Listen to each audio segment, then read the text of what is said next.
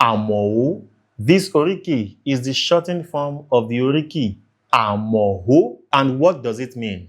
The word mo means to know, to recognize, and ho means to shout for joy. Therefore, this name is given to a child whom to know is to shout for joy. The moment we recognized the blessing of having this child, we shouted for joy. Ọmọ tá a hó fún ayọ̀ nígbà tá a mọ̀, àmọ̀hó. This Oriki also means that this child shall be very loved and talked about.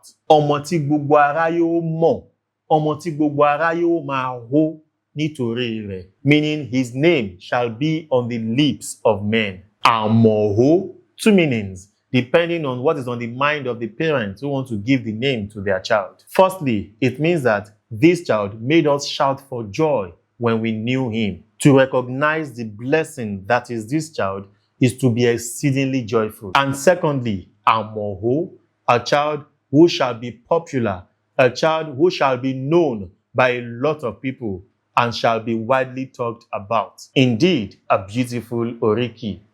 Wàá Ṣere.